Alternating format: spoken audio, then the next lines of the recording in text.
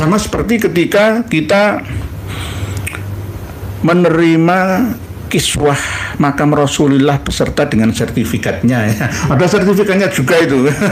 Lah sertifikat itu gampang bisa dibuat sendiri ya. Sertifikat itu isinya adalah sesuai dengan gambar kiswah asli yang ada di makam Rasulullah itu. Lah kuncinya, Gus Miftah bawa kunci ke sana kemari itu kan ya nggak mungkin. Ben ono sing percaya, dan yang percaya itu justru orang-orang terdidik. Ya, kalangan birokrat kita, kalangan teknokrat kita, ya, kalangan pesulap mentalis kita, ya, ulama juga. Ya inilah korban dari doktrin-doktrin kebodohan pembodohan ini tidak hanya menyasar rakyat biasa, umat-umat awam, tetapi juga kiai-kiai yang terkenal juga. Dan bahkan saya dikirimi kiai-kiai dari mantan santri Lirboyo, itu malah tambah ngeri. Ini pesan ke saya, ada fotonya juga, Romo Kiai Haji Asy'ikh Abdullah Kafabi itu ternyata luar biasa, sudah dikelilingi oleh orang-orang mereka, diajak ke Tarim sana, ziarah ke makamnya Ubaidillah bin Ahmad Al-Abbad. Naudzubillah, saya jawabnya naudzubillah. Naudzubillah, oh layak no. Bahasa Kediri Tulungagung yo layak. Layak no kok terkikuk-kikuk ya, sulit disadarkan gara-gara itu. Mohon maaf, ngapunten ingkang kathah. Nggih. Ngapunten kathah. Saya berbicara fakta. Ini buktinya. Beliau Romo Kiai Haji Abdullah Kafabi Makhrus lan Kiai Haji Hasan Sukri Zamzami Makhrus ziarah datang makam Said Ahmad bin Isa Al-Muhajir Yaman kalian makam Ubaidillah. Ini fotonya. Jadi Assalamualaikum warahmatullahi wabarakatuh. Alhamdulillah, dengan rahmat Allah kita bertemu lagi di channel ini. Jadi langsung saja kita simak dulu videonya. Pada kesempatan yang penuh dengan kebahagiaan ini, perkenankanlah kami sowan ke hadapan panjenengan semua untuk bersilaturahmi via udara di channel ini, serta dengan tujuan bersama tolabul ilmi serta intisyarul ilmi, berbagi informasi tanpa menggurui antara panjenengan dengan kami. Semua sama-sama ngaji karena ilmu itu tidak ada kata-kata berhenti mencari. Mulai dari turun ayunan sampai masuk liang kuburan alias mati. Kita malam hari ini tidak seperti biasanya buka-buka data. Kita akan mengkaji realita, santai, tapi tetap memiliki kandungan ya, wawasan yang sangat-sangat bermutu tinggi nilainya, yakni tentang yang pernah dipamerkan untuk tabarukan oleh habaib dan muhibbinnya. Kalau kita melihat dengan mata kepala, tujuan habaib dan muhibbinnya ini mengajak dakwah bukan ilallah, tapi dakwah ila ghairillah. Buktinya mana ya? Buktinya ketika orang-orang dari kalangan kita dan mereka kontra ya pemahamannya, mereka akan mendoakan dengan doa-doa yang penuh dengan kalimat laknat, musibat, su'ul khotimah, mati dalam keadaan kafir, ya begitu, itu doa mereka itu loh. doa para muhibbin dan habibnya sama saja. Tapi kalau doa kiai-kiai kita enggak. Walaupun saudara-saudari kita masih ada yang kontra ya dengan kita tidak pernah mendoakan semoga mati ditabrak kereta, mati mendadak jantungan. Ya, enggak pernah. Kami hanya mendoakan semoga mendapatkan hidayah. Habaib juga begitu. Kita tidak mendoakan semoga kafir masuk neraka, tidak. Semoga mendapatkan taufik irsyadiyah alias taufik dan hidayah minallah. Selalu begitu gitu. Oleh sebab itu mudah sebenarnya untuk niteni ciri-ciri dari da'i ilallah atau da'i ilas syaiton. Itu begitu. Terus terbiasa keluar dari mulut mereka yang disuplai oleh kontrol otak pemikiran Habib dan muhibbinnya. Bodoh, tolol, goblok. Itu begitu itu loh. Apakah pihak kita pernah seperti itu? Saya rasa tidak pernah. Kalau toh misalkan kami menyampaikan jika muhibbin ikut Habib 40 tahun maka tambah bodoh, tambah tolol lah misalkan. Itu sesuai dengan kenyataan itu loh. Jadi kami berbicara sesuai dengan data dan fakta. Kadang data melalui tulisan yang kita buka ya, dan fakta yang dapat kita lihat secara realita. Dan memang begitu. Ya, ini cara membedakan lebih mudah ya, dicerna, tidak perlu memiliki ketajaman batin yang tinggi tingkatannya. Di antaranya ketika pihak habaib dan muhibbinnya memamerkan kiswah Ka'bah, kiswah penutup makam Rasulullah ya, kadang juga kunci Ka'bah, disuruh mencium tabarukan ya. Ini bagaimana cara kita mensikapinya, menilainya dan menghukuminya. Kalau sekedar tabarukan ya, tidak sampai berlebihan ya, dan tidak meyakini itu adalah kiswah Ka'bah, kiswah makam Rasulullah dan kunci Ka'bah yang asli, tidak mengapa sebenarnya. Hanya keinginan dalam hati sesuai dengan niatan, semoga saya bisa ke sana. Tetapi yang terjadi kan tidak seperti itu. Semakin diperlihatkan kiswah Ka'bah yang palsu itu sama kiswah makam Rasulullah yang juga palsu itu hanya sekedar tiruan saja. Hanya sekedar keterampilan ya kawan-kawan yang ada di Banten sana. Terus kunci juga duplikat atau ya salinan saja. Terus akhirnya diyakini oleh dirinya, disampaikan kepada jamaahnya supaya yakin bahwa ini benar-benar asli ya statusnya. Lah ini yang tidak bisa diterima gitu. Yang akhirnya akan terjadi pembodohan turun-temurun terus-menerus. Orang akan meyakini sesuatu yang tidak asli, tapi dikatakan sebagai barang asli. Nah, ini namanya penipuan. Tidak hanya pembodohan, tapi juga mengandung nilai penipuan. Menipu umat yang rata-rata masih lugu-lugu dan lucu-lucu ya. Mudah ditipu ya. Ya.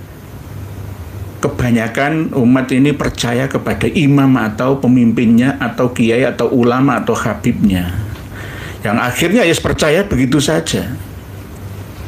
Cium-cium sampai sekelas mantan gubernur Jateng ya, Mas Ganjar Pranowo dan Deddy Corbuzier ya kena pranknya Mas Miftah ya, yang memiliki kunci Ka'bah. Ya ini karena kurang kewaspadaan kita, pemahaman agama yang tidak diiringi dengan kewaspadaan. sifat waspada yang akhirnya mudah diperdaya. Nggak ada kiswah makam Rasulullah dibawa-bawa sampai ke Indonesia sebegitu murahnya, itu nggak ada. Terakhir kali makam Rasulullah itu bukan penutup makam ya, penutup pagar makam yang dalam. Yang luar itu kan berupa pagar ya, yang terdiri dari baja besi yang dilapisi dengan warna keemasan itu. Terus yang bagian dalam itu terakhir kali diganti tahun 1971. Tidak setiap tahun. Yang diganti setiap tahun itu kiswah Ka'bah, penutup tembok Ka'bah itu yang diganti setiap tahun dan dibagi-bagi oleh pemerintah Arab Saudi. Sebagian dibagi ke negara-negara Timur Tengah, kadang ada di Indonesia juga, termasuk diantaranya Masjid Namirah di Lamongan, Jawa Timur sini. Jadi dibagi-bagi ya, mungkin tabarukan atau apa, tetapi diyakini berlebihan oleh kita-kita. Ada unsur magicnya, mistiknya yang akhirnya menambah tumpul ya otak pemikiran normal kita, sehingga kita semakin bodoh karena sudah dihentikan dengan satu doktrin keyakinan yang tidak berdasar ya. Hanya berdasarkan mantep gitu saja. Inilah yang harus kita perbaiki bersama. Objeknya adalah masyarakat kita, umat Islam ya pada umumnya. Tidak hanya masalah kiswah Ka'bah, kiswah makam Rasulullah atau kunci Ka'bah saja, tetapi juga setiap tahun waktu haul di makam-makam auliaillah itu selalu melelang ya kain penutup makam atau sekeliling makam para wali-wali yang ada di Nusantara, khususnya yang ada di Jawa. Mulai dari Mbah Sunan Gunung Jati, ya lelang luwur namanya. Terus ada yang dijual per berapa sentimeter, semakin lebar semakin mahal gitu ya. Dengan tujuan supaya diberi keselamatan, keberkahan, kemakmuran, kelimpahan, dan lain sebagainya. Itu terjadi juga di negeri kita. Apakah boleh seperti itu, tabarukan seperti itu? Sebenarnya boleh-boleh saja, tetapi lebih mendekati kesalahan dari keyakinan yang syubhatan itu. Kita apakah tidak percaya tabarukan seperti itu? Percaya, tapi jangan seperti itu prakteknya. Ya cukup dipahami ajaran para wali itu seperti apa.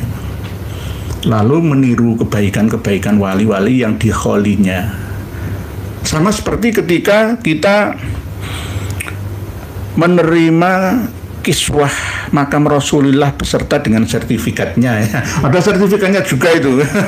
Lah sertifikat itu gampang bisa dibuat sendiri ya. Sertifikat itu isinya adalah sesuai dengan gambar kiswah asli yang ada di makam Rasulullah gitu. Lah kuncinya, masuk Gus Miftah bawa kunci ke sana kemari itu kan ya nggak mungkin. Ben orang yang percaya, dan yang percaya itu justru orang-orang terdidik. Ya, kalangan birokrat kita, kalangan teknokrat kita, ya, kalangan pesulap mentalis kita, ya, ulama juga. Ya inilah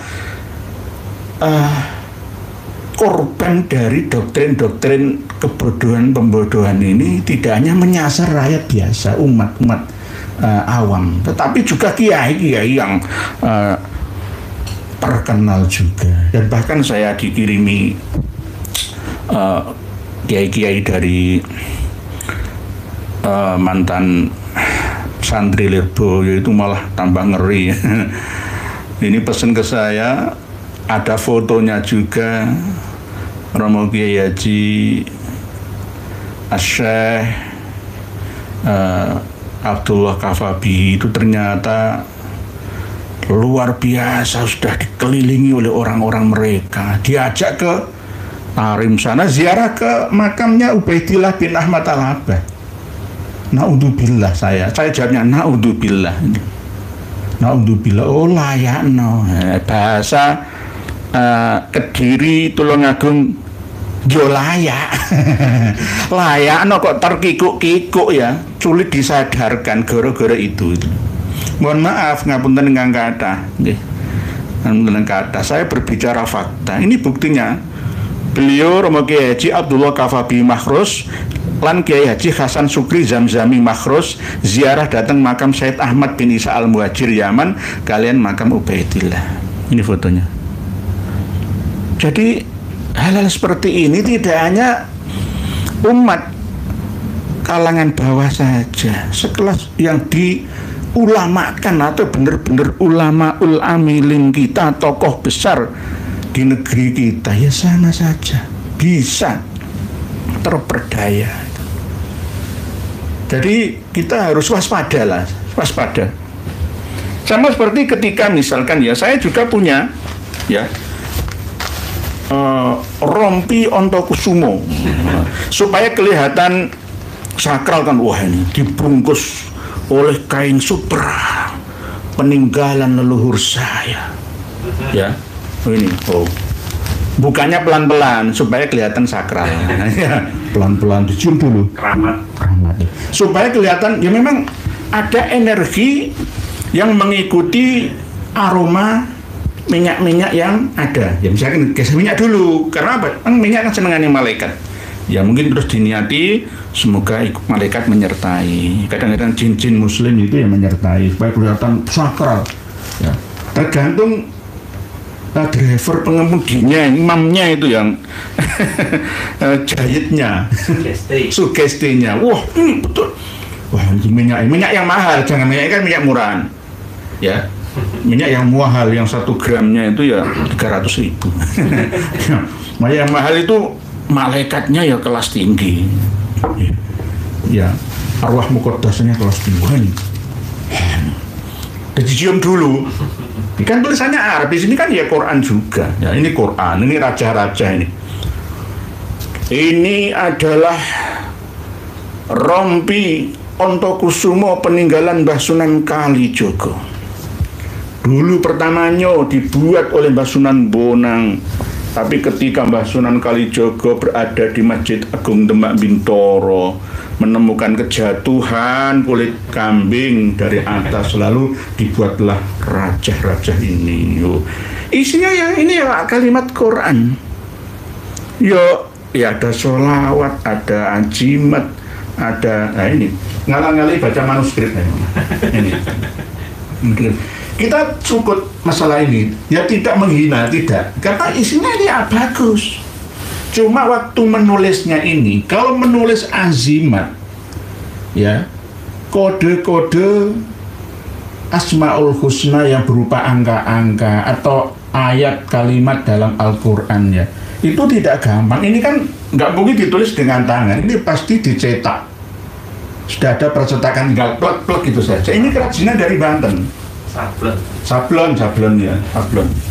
Ini tinta Raja Emas peninggalan kakek saya. Inilah ceritanya Mbah Sunan Kalijogo bisa mengislamkan Kanjeng Ratu Kidul Pantai Selatan. Lah masyarakat awam, dia sing ngomong ngono Kiai Nur Ihya, yo wae. Untuk berkahnya para jamaah semua, tolong sediakan uang secukupnya, semakin banyak semakin berkah, semakin melimpah, semakin banyak ditambah banyak tambah mereka. Tolong, ayo Pak, santri-santri keliling ini diedarkan ke sana. Dapat uang banyak. Atau ayo sini semua salaman ke sini, sambil nyium. Ini peninggalan leluhur saya. Ini tolong di isi kasnya ya, terus nanti bisa mencium rompi Ontokusumo peninggalan asli Mbah Sunan Kalijogo. Ini yang bisa membuat kita sakti mandraguna. Wah, itu langsung dipakai akan satu dari musuh jin dan setan bahkan manusia. Ya, ora kedas papak palune pandi. Ya. Saya nggak pas ya. Nggak pas ya. Ya, bukan berarti kita menghinakan raja-raja seperti ini sama dengan bendera la ilaha illallah Muhammadur Rasulullah. Nggak boleh diinjak-injak, tapi juga nggak boleh diyakini. Ya, karena bendera kita kan merah putih. mohon maaf ya. Misalkan pakai ini, wah, sakti Mundoro Kuno. Ini biasanya dukun-dukun itu. Ya. Terus apakah kalau diyakini betul bisa sesuai dengan kenyataan? Ya bisa juga, karena sesuai dengan keyakinan. Orang yang yakin itu powernya akan tumbuh sesuai dengan niatnya masing-masing, sesuai dengan keyakinannya masing-masing.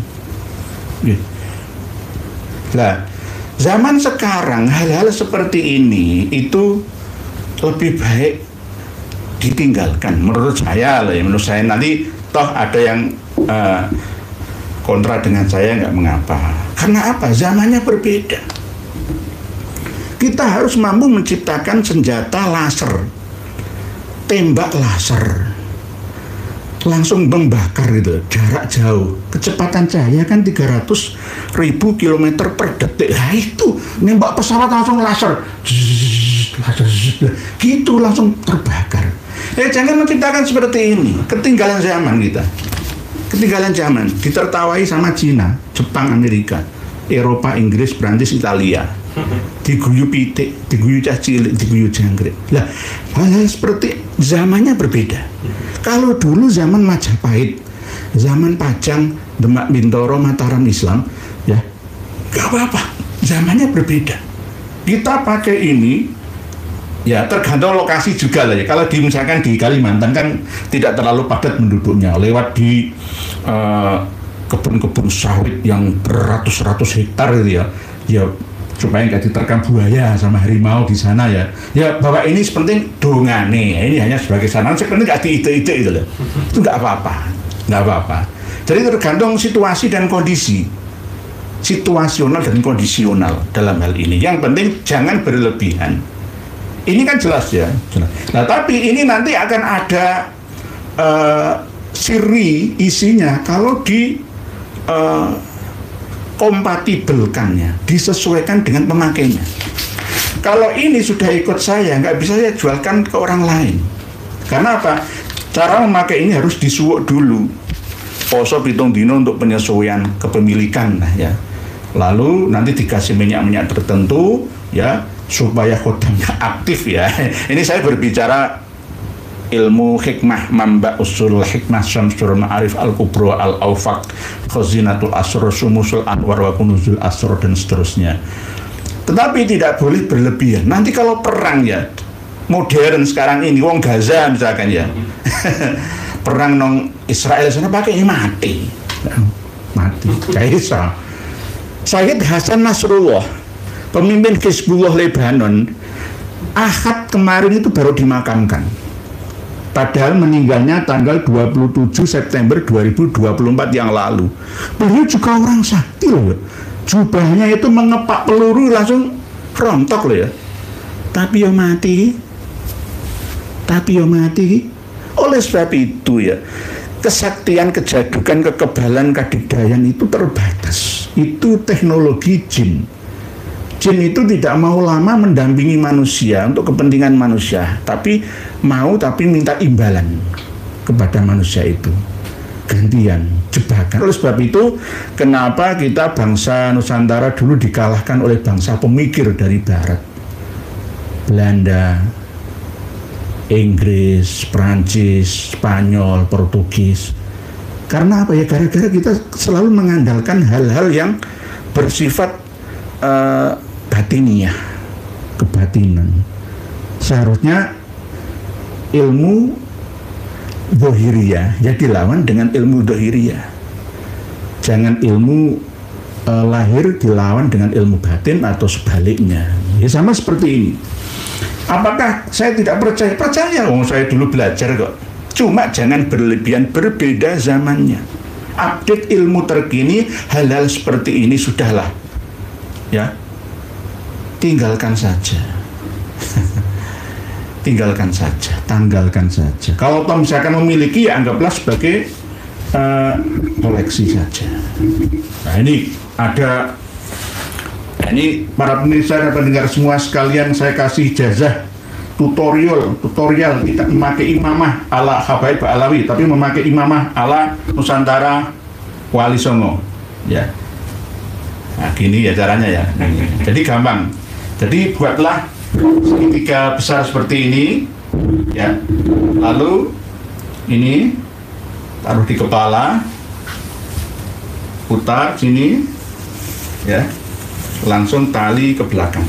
Nah, ini sudah menjadi belangkon ciptaan baru. Ya, kalau misalnya sulit ditaleni, sebenarnya ini ukurannya harus bisa ditaleni ke sini, gitu. Jadi ini belangkon seperti ini. Jadi orang-orang tua kuno baca Sunan Kali itu ya begini, Sunan Muria itu nggak pakai jubah ke arah para pentung. Wali Songo itu gambar-gambar yang kita kenal selama ini itu belum tentu benar. Jadi itu hanya imajinasi saja. Wali Songo itu torekonya bukan toreko Ba'alawi, pakai imamah sama jubah kayak Ba'alawi, nggak benar gitu. Ini nanti tutorialnya supaya lebih mudah. Jadi ini nanti kalau perang dengan setan pasti kalah, sama seperti Kamakola Abaji Oma Irama. Jadi kita tidak boleh berlebihan. Imamahnya ya masih saya pakai rombinya saja. Kembali kepada topik kita malam hari ini, yaitu tentang pameran ya, keberkahan yang disampaikan oleh habaib dan para muhibinnya ya, untuk menarik simpati jamaahnya, muridnya, sampai menangis-nangis mengeluarkan air mata ya. Semua bisa kena prank dari mereka ya. Ini bagaimana menyikapinya ya, jangan berlebihan gitu. Sikapi dan sekaligus yakini itu bukan asli, duplikasi saja, dan ya, kemungkinan dengan tujuan untuk mencari uang ya. Jangan cari di Shopee itu kan ya banyak ya, paling ada yang harga 200.000 ya, ada yang paling lebar itu ya paling 2 juta, tergantung itu biaya cetak tinta sablonnya itu kan, ada yang tinta emas kayak gini. Oleh sebab itu segala sesuatu itu sesuai dengan keyakinannya. Kalau yakin ya bisa itu loh. Yakin ya bisa, tapi jangan diyakini sepenuhnya bahwa itu hanya sekedar wasilah atau sarana saja.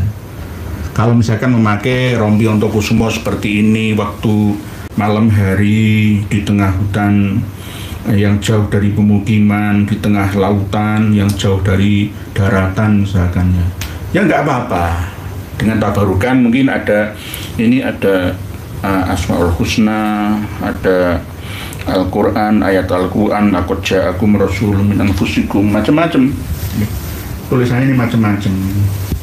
Ini kalau di Saudi Arabia sana itu dilarang, tetapi anehnya Arab Saudi juga kiswah makam Rasulullah itu ada yang bagian penulis khotnya, ada timnya itu ada 13 yang membuat ini khot ditulis itu, berarti kalimat-kalimat dari Al-Quran itu.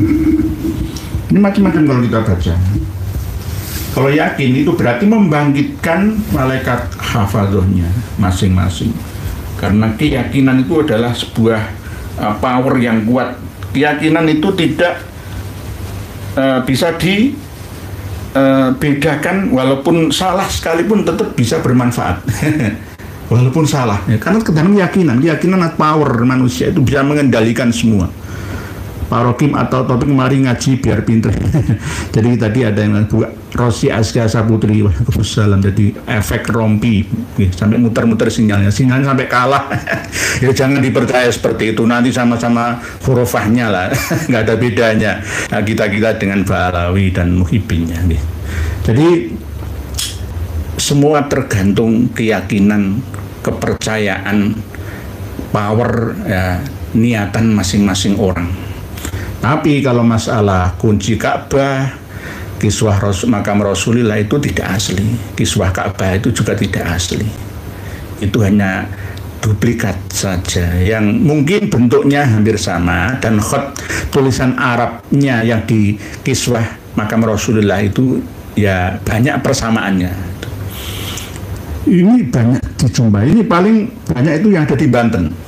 Kerajinan-kerajinan seperti ini, termasuk pedang-pedang, pusoko, ya, Kalau di Jawa Timur, Jawa Tengah ya keris-keris. Tapi kalau di Jawa Barat itu mengandung pengaruh Arab. Ya, di antaranya ya minyak apel jin, ya, semacam-macam kerajinan-kerajinan seperti itu. Jangan membodohi umat. Ajaklah umat, tuntunlah umat untuk bermartabat. Karena zamannya berbeda. Kita sekarang hidup pada era yang berbeda, tidak seperti dulu kala. Sebagai ulama warasatul anbiya, ya, harus mampu mengemban amanah ummah.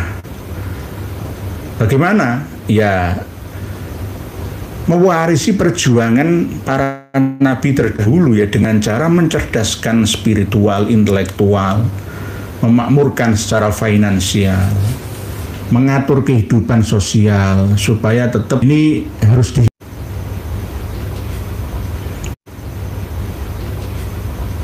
mohon maaf nih, tak copot saja biar nggak muter-muter.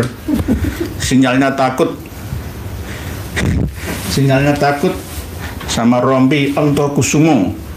Ini bentuknya, tapi jangan berlebihan, nggak usah. Pokoknya anggapan biasa gitu aja. Apalagi nanti kiswah Ka'bah. Para pemirsa dan pendengar semua rahimakumullah, kita akan berinteraksi. Saya akan membaca tulisan panjenengan karena tersita lama kena pengaruh sinyalnya Rombi Ontokusuma. Ini akan langsung kita bahas tulisan panjenengan semua. Sekali lagi, setiap kali live seperti ini kami tidak pernah mutolaah terlebih dahulu karena waktunya tidak ada. Jadi lebih suka alamiah saja. Pak Wawan DM channel Sampurasun Bayai rampes. Rambut Nabi Muhammad Shallallahu Alaihi Wasallam juga mereka punya. Biasanya dalam acara artefak peninggalan Nabi Muhammad Shallallahu Alaihi Wasallam, air celupan rambut Nabi Muhammad Shallallahu Alaihi Wasallam mereka jual di situ. Nggih, Pak Wawan DM channel. Kita kembalikan ke ajaran Islam yang asli murni. Mana? Peninggalan Kanjeng Nabi jenengan semua punya, Quran sama hadis. Taraktu fikum amroini lan tadillu ma tamassaktum bihima kitabullah wa sunnata rasulih. Itu nggak usah malah justru peninggalannya Kanjeng Nabi rambut untuk tabarukan, enggak. Ya Quran sama hadis itu ya. Perilaku, perkataan, penetapan Kanjeng Nabi dibukukan dalam kitab yang bernama hadis-hadis itu.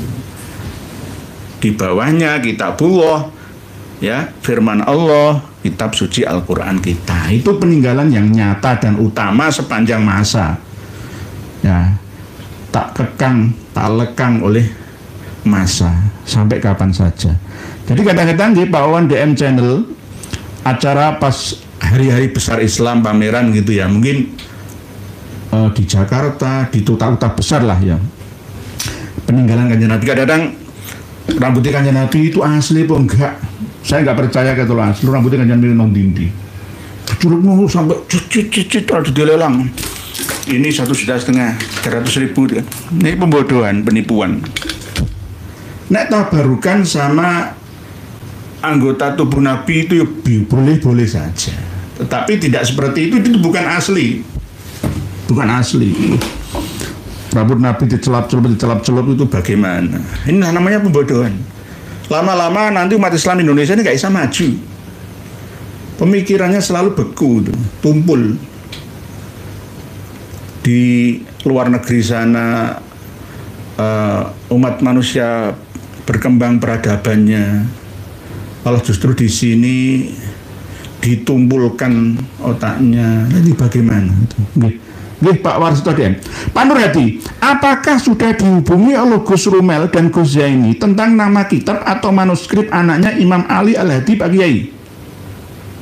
3 kali 24 jam saya tunggu, belum ada. Belum ada. Saya jujur-jujur saja, belum ada. Saya katakan masih belum lagi. Belum tidak adanya. Jadi belum dan tidak ada. Yang ada itu adalah ribuan WA yang masuk ke HP saya. ada yang bertanya, ada yang video callan, macam-macam gitu loh. Ada yang ketika melihat saya itu subhanallah sampai nangis. Jangan berlebihan, saya itu manusia seperti aduh macam-macam malah tempat konsultasi spiritual. Ya melalui acara seperti ini kan bisa itu. Jadi ya tetap kami pelayani. Namanya assalamualaikum Pak ya, waalaikumsalam saya jawab. Ada yang tanya ini tanya itu, semakin banyak puluhan ribu WA saya. Ya kelelat baterai itu langsung habis 1-2 jam itu biasanya itu bisa 1 hari itu 1-2 jam langsung habis itu. Belum Pak Nur Hadi, belum. Karena apa ya, memang tidak ada.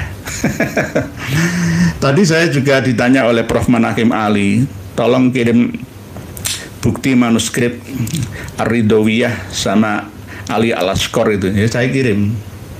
Saya kasih tahu juga Al-Asili fi Ansabi Tolibin, manuskripnya juga di Al-Mustajjar Al-Kasyaf itu juga ada. Tapi tidak ada, memang Muhammad bin Ali Al-Hadi ya, itu meninggalnya masih muda, umur 24 tahun. 2 tahun sebelum meninggalnya ayah beliau Imam Ali Al-Hadi, imam yang ke-10 Syiah 12 imam. Jadi tidak pernah ada. Kalau memang ya ada yang menohok saya, ya terserah. Punya channel kan ya suka-suka dia. Ya mau goblok-goblokan saya, ya terserah dia. Yang penting hukum alam tetap berjalan. Apa? Hukum sebab dan akibat.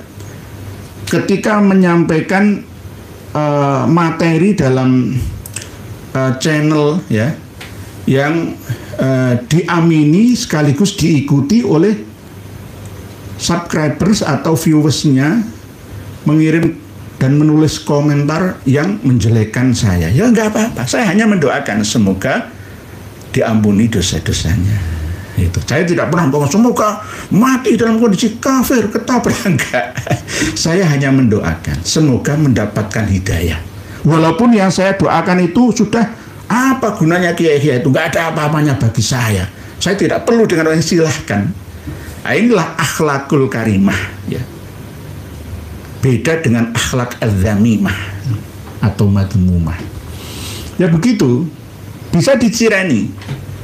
Muhyiddin sama Habib itu beda, dakwah, metode dan cara dakwahnya itu beda dengan kita. Mengajak orang untuk kafir, untuk ingkar, untuk menuju jalan yang tidak benar. Tapi kalau kita tetap sabar, ya kita doakan. Ya. Karena apa? Ya cuma saya kasih nasihat, kalau menulis di kolom komentar pujaan-pujaan sampean ya yang bukan pro dengan saya, ya tolong yang hati-hati, karena hukum sebab akibat itu tetap berjalan, nggak bisa dihindari. Misalkan menulis di channel lain ya menjelekkan saya, wah ini wah welek, saya pernah baca itu, wah welek era karu-karuan, saya itu dueter-eter apa. Berarti ini cermin daripada isi hati dan pikiran sekaligus jiwa yang rusak itu tadi. Dan ini diamini juga oleh imamnya yang punya channel itu. Nah, ini namanya mandalla ala sayyin mandalla ala sayyatin ya falahu mithlu wizri fa'iliha. Ya tetap imamnya yang menanggung dosa karena nggak bisa mengendalikan makmumnya. Kalau yang nulis misalkan ini channel A misalkan yang nulis 500 isinya buruk menyerang saya, ya yang punya channel ikut menanggung dosanya, tanggung renteng dunia dan akhirat, nggak bisa dihindari itu. Wala taziru waziratu wizra ukhra, tetapi imamnya ini tetap berpengaruh atas keburukan itu. Apakah nggak percaya? Kalau nggak percaya silakan dicoba di jalan raya sana, ambil batu, wan temen mobil yang kinis-kinis di jalan itu, lalu jenengan lari tertawa, nggak ketangkep ya, nggak diketahui oleh pemiliknya ya. Oke, hukum alam merekam, nanti kamu akan mengalami kesusahan, akan mengalami penderitaan dan bahkan mungkin kesulitan dalam hidupnya. Misalkan ngantem mobil Alphard, penyok pecah kaca depannya, jenengan bersembunyi lari aman, nggak bisa. Nggak akan ada orang aman dari hukum Tuhan, nggak akan ada. Tinggal menunggu waktu saja. Pasti akan mengalami kesulitan dalam hidupnya seharga minimal kerugian yang ia sebabkan. Pasti itu. Oleh sebab itu ada yang ini tidak berupa hadis Kanjeng Nabi kita ya. Inna minal dzunubi dzunuban la yukaffiruha as-shalah wal syiyam wal hajj wal umrah yukaffiruha bil humum fi talabil ma'isyah. Kenapa kok kadang-kadang kita melihat ya orang itu sholatnya tekun gitu loh, tapi kok melarat ya? Oh, pasti ada kesalahan. Nggak mungkin Allah salah. Pasti ada kesalahan. Apa? Pernah menyakiti, mendolimi orang. Menyakiti hati orang saja itu bisa kena, apalagi menyakiti fisik, merugikan orang. Gitu. Jadi hidup itu hati-hati. Wong hati-hati ya saya jomblang ya, apalagi nggak berhati-hati. Gitu. Jadi saya juga sangat berhati-hati, kecuali sesuai dengan fakta. Oleh sebab itu sering saya didesak oleh kiai, ustadz, kawan-kawan kami supaya membongkar rahasia pribadi Habib itu. Saya nggak mau. Misalkan antara Habib Rizik dengan Firza misalkan ya, antara Habib ini, banyak saya nggak mau. Karena itu nanti akan menjatuhkan muruah saya. Walaupun benar loh ya, karena saya tidak mau menyerang pribadi. Saya hanya menyampaikan berdasarkan keumatan, kemaslahatan, kemanfaatan. Asas saya itu seperti itu. Begitu Pak Nur Hadi. Di channel Muhyiddin dari Garut, Kiai Imad, Kiai Nur, Kiai Fuad dan Roma didoakan suul khotimah, tidak membawa iman Islam. Bagaimana tanggapan Pak Yai? Seperti yang saya jelaskan tadi Pak Nur Hadi, itu segala sebab itu akan ada akibat. Itu hukum kausalitas. Siapa yang dari Garut itu? Saya pernah dikasih tahu sama orang. Itu orang yang kurang paham, kurang mengerti, jiwanya masih labil. Orang dari Garut pernah kuliah di Surabaya, istrinya orang Surabaya itu. Itu Muhyiddin kelas akut dan membodoh-bodohkan, termasuk Roma Irama itu bodoh, tolol. Kiai Imad itu nggak dipanggil Kiai, manggil saya tuh langsung Ikya itu aja. Dia itu dulunya Muhammadiyah kuliahnya, baru belakangan masih muda ya, masih muda. Nanti tidak saya kasih tahu channelnya, nanti channel tambah ramilan ya. Itu nanti suatu saat akan menerima akibat. Karena apa? Dia menghukumi Roma Irama, kamu belum lahir itu loh ya, yang punya channel dari Garut itu siapa? Garut atau siapa itu siapa itu? Kuliahnya di Surabaya itu. Kalau pas tampil di channelnya itu pamer kitab itu, belakang itu kitab itu banyak.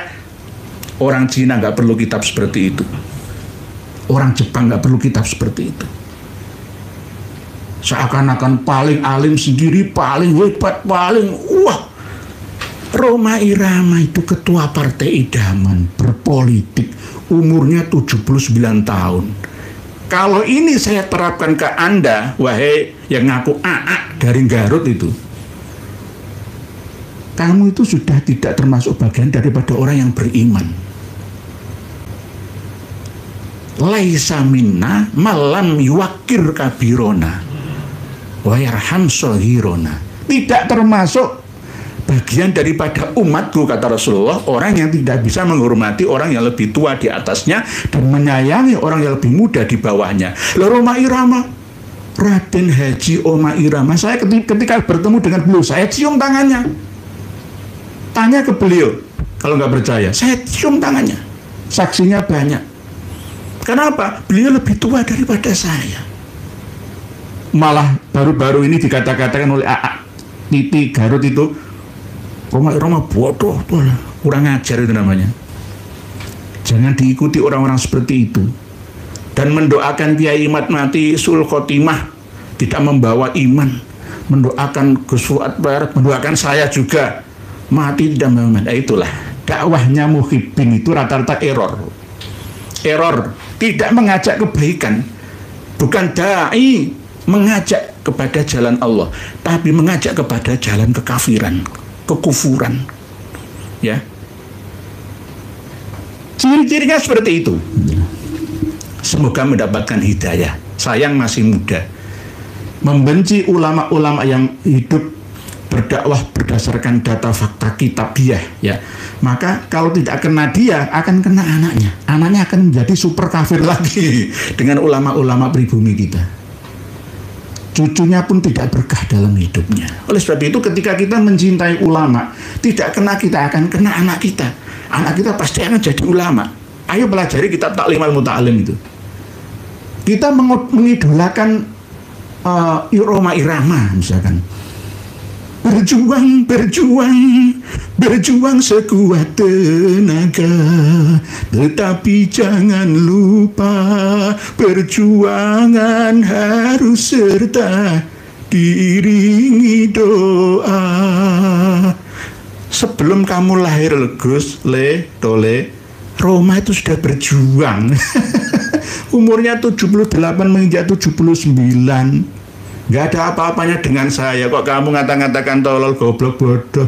Nah itulah ciri khas muhibbin ya, seperti itu. Semoga mendapatkan hidayah. Nih, Bu Zanzita, Assalamualaikum Waalaikumsalam. Karena banyaknya nabi yang dididik untuk mabuk agama, jadilah mereka pasar bagi kabaib yang suka jualan agama. Nggih, Bu Zanzita. Kita beragama itu jangan terlalu fanatik buta. Kalau fanatik boleh, sekedarnya tidak boleh buta. Tanya dulu sumbernya. Bu Zanzita juga begitu. Saya larang untuk fanatik terhadap saya. Kalau saya salah, silahkan dikritik, silahkan diingatkan. Nggih. Bahkan saya dengan guru saya juga begitu. Termasuk yang kemarin itu saya dikirimi untuk membaca surat Al-Furqan itu, yaitu peringatan yang sangat berharga bagi saya. Wa kadzalika ja'alna likulli nabiyyin aduwwan minal mujrimin itu. Jadi surat Furqan ayat 31 ya. Ayat 31. Wa kadzalika ja'alna likulli nabiyyin aduwwan minal mujrimin wa kafa bi rabbika hadiyan wa nasira. Begitulah bagi setiap nabi telah kami adakan musuh dari orang-orang yang berdosa. Jadi yang memusuhi Roma, yang memusuhi Kiai Iman itu orang-orang yang berdosa. Ya benar, buktinya apa? Ya ternyata saya kira mengkritik biasa, ternyata mendoakan su'ul khotimah, mati tidak membawa iman. Begitu pun saya karena mabuk. Mereka mabuk berlebihan ya, dalam hal masalah mengkultuskan hal seperti ini aja menjadi pasar, ya, menjadi pasar yang empuk, ya, buat pembodohan itu, doktrin-doktrin seperti itu. Kalau misalkan ini ada kitabnya, tapi zamannya beda. Di Saudi Arabia ini nggak digunakan. Kitab Syamsul Ma'rif Al-Kubro, Al-Awfaq, Sumusul Anwar, Wakuzul Asrar itu sekarang tidak sesuai. Di Saudi Arabia dilarang, Mas. Nggak sesuai dengan zaman maksudnya. Nih, Bu Zanzita. Dan katanya rambut Nabi sampai dongeng-dongeng khurafat semua dijual dengan harga mahal, nggih. Ya untuk keuntungan lah. Ya sama seperti tadi, ini saya cari uang, lelang. Ini saya lelang seharga 100 juta, siapa mau? Kan dijamin selamat dari kebakaran. Nah ini, ya itu tergantung kembali kepada hati nurani kita. Pak Pamungkas Pramana, maaf Pak Kiai, karena pertanyaan sebelumnya tentang jamaah tabligh, Pak Kiai jadi dihujat netizen. Pusat jamaah tabligh di India di Nizamuddin, kalau Pakistan di Roywin. Jamaah tabligh terpecah-pecah, ada yang ke Maulana Sa'ad, ya, dan ada berdasarkan surah Al-Aminggi. Nah, saya dikira tidak tahu, ya mungkin karena pertanyaan spontan, ya, refleks, maka saya jawabnya juga refleks. Apakah saya tidak mengerti tentang jamaah tabligh itu? Oh, saya tahu. Temboro itu kan embrionya kan bagian besar selain Yai Abdullah ya, dari Surabaya. Nama Kiai Haji Uzairan itu dulu ya dari keluarga Dresmo. Sampai sekarang di Al-Falahi Joyonegoro, Dresmo, Surabaya, Wonocolo, Wonokromo. Itu ya sebagian lulusan Al-Falah Ploso Mojo Kediri ya, tapi banyak yang gabung. Bahkan kawan saya sendiri ya, Romo Yai Lukman ya, itu juga dulu mendukung sana. Wallahu alam. Ya, apakah saya tidak paham? Mulai keluarga saya banyak yang masuk jamaah tabligh kok. Anak-anaknya, ponakan-ponakan saya sebagian dipondokan di Al-Fatah Temboro Magetan sana kok. Ya saya tahu. Di antara ada korban-korban termasuk kewajiban khuruj ya, kalau bisa 40 hari. Tidak hanya khuruj 40 hari saja, tapi juga ada program-program lainnya yang meninggalkan anak istri. Ada lagi yang mantap muadab itu semua dijual, mengharapkan surga Allah, rumah dijual, anak istri dikelelirkan, duitnya dibuat sanggup khuruj supaya nanti mendapatkan balasan yang lebih besar, yang lebih istilahnya melimpah daripada misalkan jual rumah, jual sawah ya. Akhirnya apa? Ngaplo, bangbung saiki. Bangbung. Dibujui, diapusi karo pimpinane wae. Nah ini apakah saya menyesatkan jamaah tabligh? Saya tidak pernah mengatakan itu sesat. Cuma ada yang menyimpang. Di antaranya tentang ijtima mengakui Imam Mahdi versi mereka. Dan ada pemahaman Al-Quran tidak sesuai dengan tafsirannya. Tafsiran yang berlaku secara umum gitu, termasuk khuruj itu. Khuruj itu kuntum khaira ummatin ukhrijat linnas, itu harus khuruj, keluar dari rumah untuk berdakwah. Dakwah yang paling sesuai untuk jamaah tabligh itu di Papua sana. Kalau di sini di Lampung ya, di Jawa itu nggak perlu, sudah banyak kiai-kiai setempat kok. Yang akhirnya justru mereka datang di masjid musola di kampung-kampung yang ada, merampas haknya kiai-kiai di sana tanpa izin, kadang-kadang ya izin, kadang nggak izin. Kadang-kadang pokoknya menguasai masjid itu, jamaah dirampas. Padahal jamaah yang dibina oleh kiai-kiai setempat itu ya dengan susah payah. Terus akhirnya dirampas dengan doktrin-doktrin yang salah kaprah. Kalau ngajak sholat ya nggak apa-apa. Memang JT atau jamaah tabligh itu mazhabnya Imam Hanafi, tapi kebanyakan juga campuran dengan Imam Syafi'i. Ya kadang-kadang khurafat juga. Ya muter-muter tawaf mengelilingi pendiri jamaah tabligh itu. Saya diserang banyak orang masalah ini. Oke, nggak apa-apa, belajar bersama. Long Naat kemarin waktu muktamar pertama kan ya di sana. Maksud saya menyerang Naat juga? Enggak, saya tidak menyerang Naat. Sampai sekarang itu saya ditanya oleh kiai-kiai Naat, apakah panjenengan Pak Yai itu ikut mendukung Naat? Saya dukung Naat. Saya mendukung Naat. Kalau masalah Al-Fatah Temboro itu, ayo, Islam itu harus memiliki peradaban. Kembangkan kemanfaatan terhadap keumatan ini loh. Jangan hanya agama diurus agama tok, berpakaian ala Arab. Wong Arab wis gak pakaian ngono wis. Pangeran Muhammad bin Salman itu nggak ngono. Lu ngendikane Kanjeng Nabi ditafsiri dengan penafsiran terkini kok oleh Muhammad bin Salman kok. Lah ini justru orang-orang Indonesia masih terlalu fanatik buta terhadap agama, menjadi candu berlebihan. Nah ini kan tidak boleh seperti itu. Intinya ajaran agama itu Islam, iman, ihsan. Jalankan itu, cukup, nggak perlu berlebihan itu loh. Kalau masalah lain itu tambahan, enak, simple, ringan. Jangan diperberat. La yusadatin ahadun illa ghalabu. Dia akan keteteran, akan kewalahan sendiri. Harus khuruj, meninggalkan keluarga 1 tahun 2 tahun. Ya, lebih baik ngaji ke kiai-kiai yang mumpuni, belajar agama. Sekarang belajar agama kan mudah, melalui YouTube seperti ini juga bisa. Kiai-kiai pesantren itu alhamdulillah, saya tidak pernah mengangkat diri saya sebagai guru bagi panjenengan. Tidak, kita sharing, berbagi. Jenengan kan bisa komunikasi, bertanya, saya menjawab. Nanti kalau ada yang tidak sesuai, ya abaikan saja. Ini biasa Pak Warsita Wijaya ini. Kiai Nurekia kalau nggak ngerti JT, cari info ke ahlinya, jangan asumsi. Nah, saya dikirim ini Pak Warsita Wijaya ini yang protes saya berkali-kali masalah itu. Ya, orang yang terbiasa meyakini dan menjalani yang diyakininya itu ketika diingatkan pasti kaget. Pasti kaget. Saya paham Pak Warsita Wijaya. Sejak tahun 80 itu saya sudah keluarga saya itu banyak JT-nya. Ponakan-ponakan saya itu keleleran ditinggal Melayu kok. Akhirnya kerjanya yang becak, nguli soro, sing untung dhuwure tok. Oleh sebab itu, oke lah kalau memang mau khuruj jamaah dakwah keliling dari rumah ke rumah, nggak apa-apa, terserah panjenengan.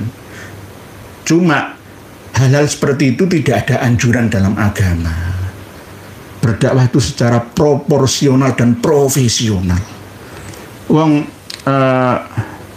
jamaah yang ada di Mesir ya, Ikhwanul Mukminin ini aja dilarang kok. Kode Islam sama. Nanti akan fanatik buta. Islam itu tidak berkembang.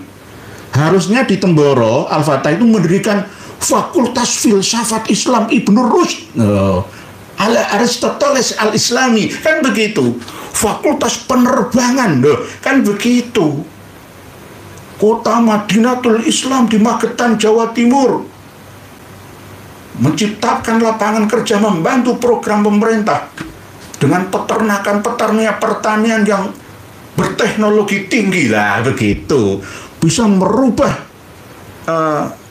gurun yang tandus menjadi subur makmur pertaniannya, loh begitu. Itu baru Islam yang berperadaban, gitu loh. Nggih. Nanti diguyu karo ngomong sing non muslim atau wong sing tangkulukan abangan itu. Begitu nggih Pak Warsita Wijaya, nanti jenengan bisa ketemu dengan saya. Ayo nanti tak undang ke sini Pak Warsita Wijaya, nanti komunikasi dengan saya, nanti kita bisa live bersama. Saya tidak membedakan.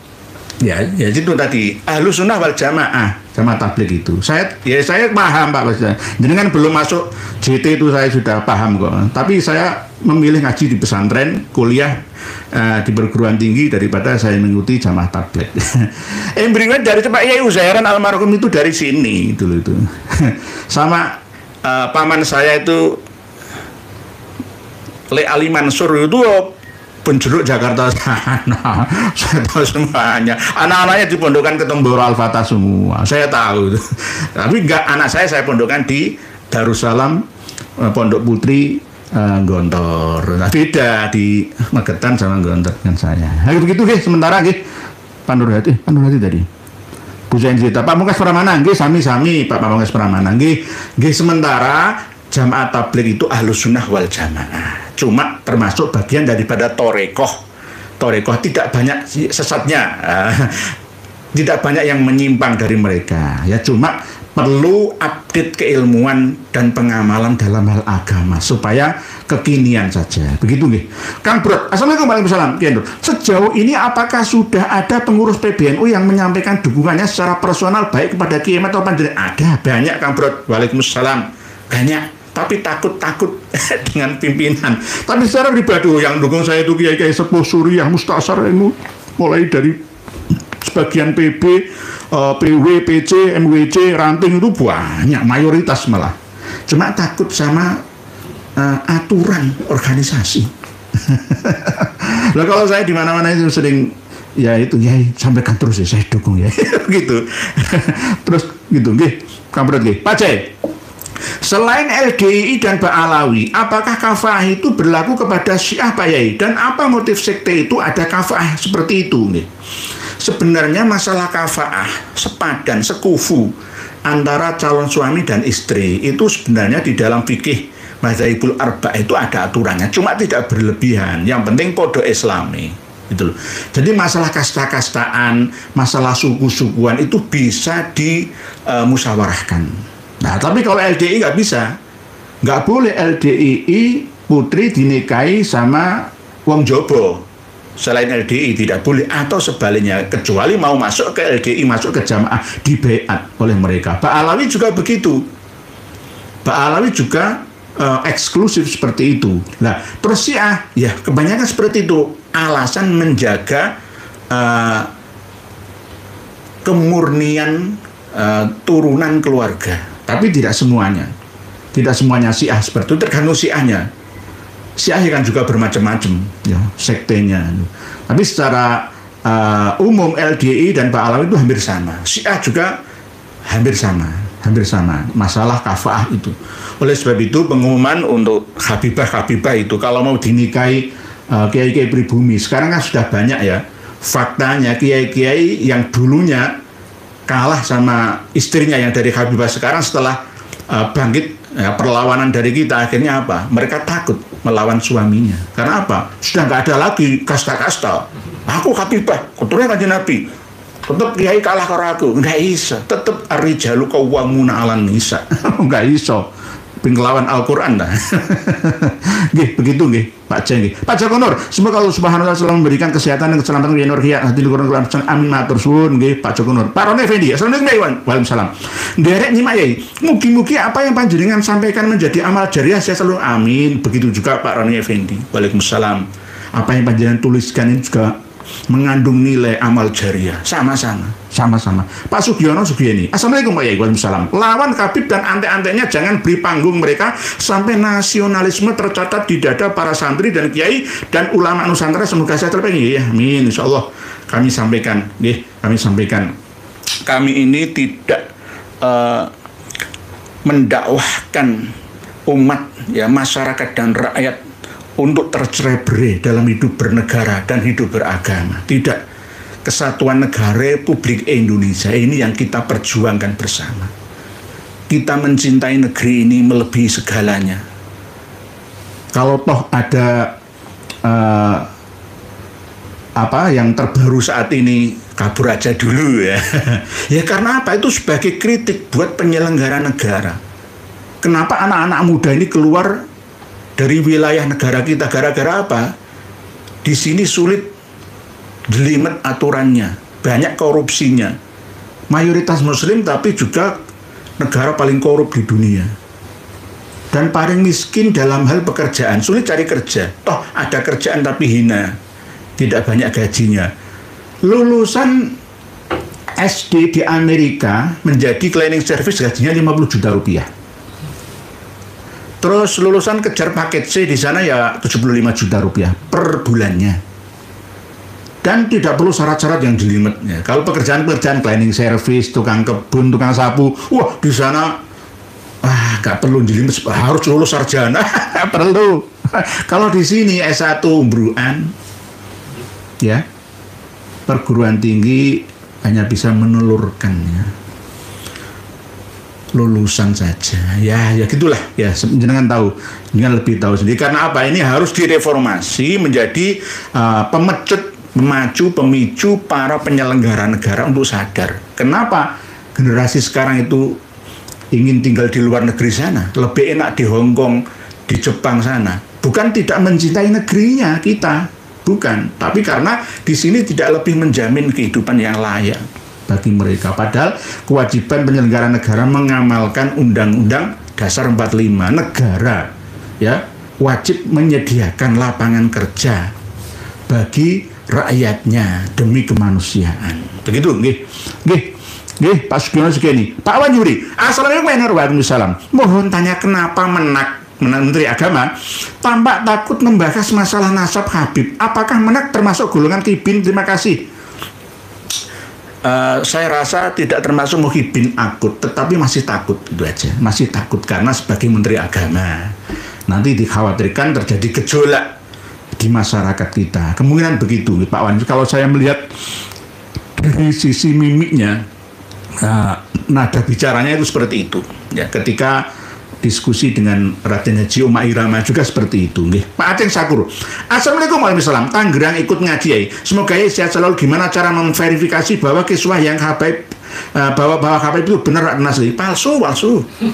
Asli gambarnya, khot tulisannya itu asli, tetapi kainnya semuanya itu tidak berasal dari sana.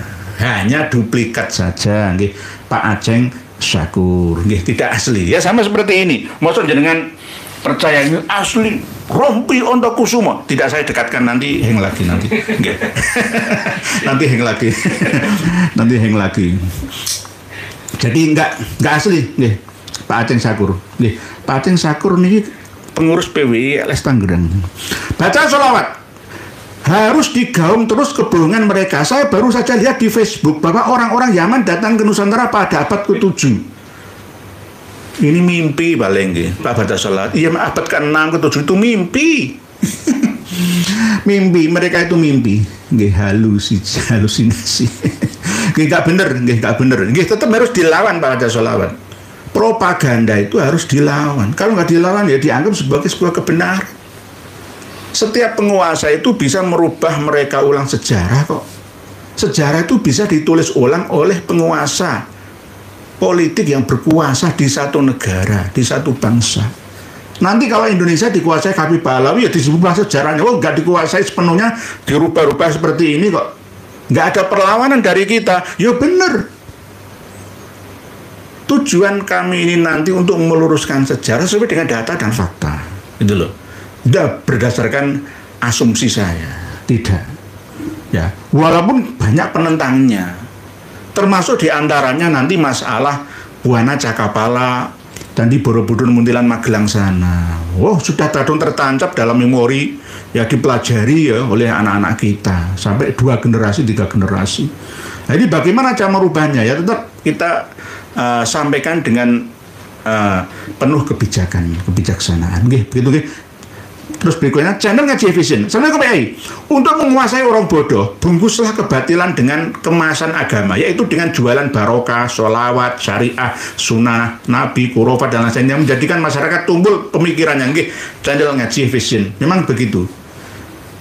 Indonesia ini masih jadi lahan empuk untuk ladang pembohongan bagi mereka. Ya karena saking baiknya orang Indonesia itu, saking baiknya, baguslah menghormati tamunya, ya menghormati leluhurnya itu bagus. Tapi saking lugunya akhirnya mudah dikibuli dari orang-orang yang tidak bertanggung jawab. Gitu. Jadi harus, mulai sekarang Pak, channel Ngaji Vision jenengan juga harus tetap channelnya harus bangkit. Jangan hanya nulis di sini saja ya, channel jenengan hidupkan. Bareng-bareng berjuang. Pak Arfi, Bu Arfi Fadilah. Assalamualaikum warahmatullahi wabarakatuh. Kenapa para kabeh begitu halu cara berpikirnya? Ya mungkin kena jin nasab itu tadi. Jin nasab turun-temurun, jin nasab. Harus diruqyah. Harus dicuci otak. Kalau nggak gitu pemikirannya ya begitu gitu loh. Nanti kalau diikuti bangsa ini nggak bisa maju. Islam ini akan terbelakang. Menjadi zaman jahiliyah lagi. Apa mereka saking bodohnya sehingga cara berpikirnya begitu? Sebenarnya nggak gendeng tapi gemendeng. Ya begitu. Kalau dipikir-pikir bareng itu ya nggak masuk akal, nggak masuk akal. Tapi Mbak No mungkin bennya percaya itu Bu Arfi Fadilah. Jadi mereka terkena kemasukan jin nasab. Bukan jin nasibin, tapi jin nasab. Harus banyak bergaul dengan eksternal mereka supaya sadar. Tapi di kalangan terdidik dari kalangan mereka ada yang jadi TNI, Polri, ya banyak itu, banyak ya. Tapi ya tidak seperti ini. TNI, Polri ya mungkin sementara masih belum terlihat atau bagaimana, wallahu alam. Semoga saja dari kalangan mereka yang berada di menjadi pengabdi negara ya, tolong ayo bareng-bareng berjuang bersama kami. Bu Felbi Juice, Assalamualaikum warahmatullahi wabarakatuh. Apakah ikan nun itu masih ada hingga kini, hingga Allah abadikan dalam surat Al-Quran, dan ikan jenis apa ikan nun itu ya ini? Ikan nun dengan gunung Qaf, hal-hal seperti itu dulu dibahas dengan pembahasan klasik Bu Felbi Juice. Kalau menurut saya ikan nun itu ya adalah ikan purba. Bukan ikan nunnya satu-satunya yang menelan Nabi Yunus alaihissalam itu ya tidak. Itu jenis dari ikan yang sama. Nun wal qalami wa ma yasturun. Jadi ikan jenis purba yang menguasai lautan dan samudra. Kalau kita membaca kitab-kitab klasik ya, mistik, maka di setiap samudra baik Atlantik ya, Pasifik, Hindia sampai Antartika, Arktik ya, itu semua pernah dikunjungi oleh yang namanya nun itu. Ini kan cerita klasik. Kalau menurut saya ya tidak seperti itu, zamannya berbeda. Seperti Gunung Qaf itu di mana? Gunung Qaf itu ya kutub utara dan selatan. Itu Gunung Qaf, Antartika sama Arktik, Greenland. Itu Gunung Qaf. Ya, tergantung sudut pandang siapa yang memahaminya sesuai dengan zamannya. Jadi kalau misalkan ikan nun itu diabadikan di dalam Al-Quran, apakah masih ada? Jenisnya masih ada. Ya mungkin ikan paus purba, paus biru itu ya. Ikan yang bersuara itu kalau ada bencana itu ngerti.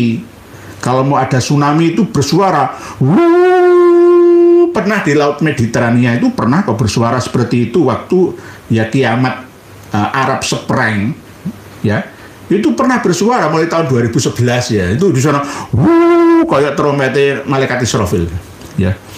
Jadi itu tanda bahaya terhadap makhluk yang ada di daratan di dunia ini. Jadi ikan nun ya itu ada sampai sekarang jenisnya. Karena apa? Penghuni dasar laut itu juga tahu akan adanya kehidupan di daratan. Di daratan, dan kadang-kadang juga mendapat ilham dari Allah Ta'ala.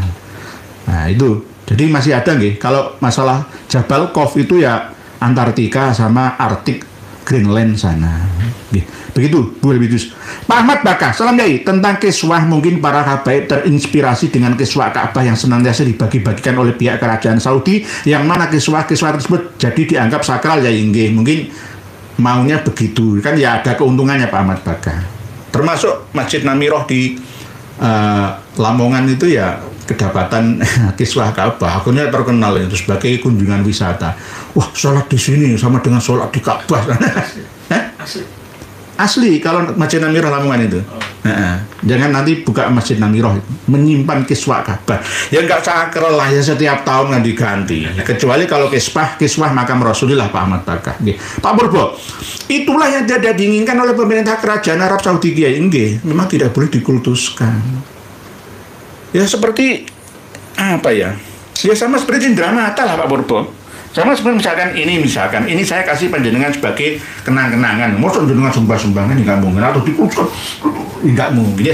Yes, kenang-kenangan disimpan itu. Ini dulu pemberian dari Kiai Indonesia untuk Pak Purbo misalkan. Yes, disimpan saja begitu. Masalah manfaat atau tidaknya ya tergantung keyakinan, sepenting nggak sampai melanggar keyakinan akidah kita. Tidak masalah. Jadi Arab Saudi itu tidak begitu. Karena takutnya selembar kain kiswah penutup, maka makam Nabi tidak akan dikeramatkan. Dimintakan barokahnya, yang jelas itu kemusyrikan. Apalagi diperdagangkan. Sekedar lihat atau cium wajib bayar. Bisa dipancung yang melakukan ini di sana. Nggih dipancung kalau di sana. Indonesia itu aneh-aneh kok ya. Yo dienggok nonong Yaman Tarim itu aja yang mau. Yes, kelas kiai lah mau. Jujune itu bahasa Jawa. Untungnya Kiai Haji Mustafa ya Gusmus Mustafa Bisri itu kalau mau jadi wali ya, ayo jangan saya ajak ke Tarim sana, nggak mau. Gusmus itu orang kiai yang waskito. Nah kalau sekelas kiai biasa seperti kita gitu, wah monggo yo siap, wah di wisuda jadi wali di kota sejuta wali di Tarim sana. Aduh, waspada sak bejo-bejane wong kang lali sih luwih bejo wong kang eling lan waspada. Nggih dipancung nggih. Pak Fatal Jihad. Assalamualaikum. Sehat selalu Kiai Nurin. Nggih, siap. Amin. Tadi pagi Presiden Prabowo resmikan BPI Danantara, gabungan BUMN. Wakil Dewan Pengawasnya Mulyaman D. Haddad. Wah, ya iki maneh. Apakah Haddad Ba'alawi? Bagaimana pendapat Kiai Nur? Nggih, saya setuju. Kaya nggak ono ekonom ya kita yang bukan dari Pak Alawi. Pak Prabowo seharusnya konsultasi ya dengan penasihat spiritualnya, dengan penasihat hukumnya, penasihat diantaranya penasihat-penasihat yang berhubungan dengan kemaslahatan bangsa. Lah kalau memang Mulyaman D. Haddad, jenisnya kok Mulyaman nih? Kalau pengawasnya saja nggak begitu berpengaruh Pak Fatal Jihad, nggak begitu berpengaruh. Tapi ya kalau Al-Haddad, kok jenenge Mulyaman sih?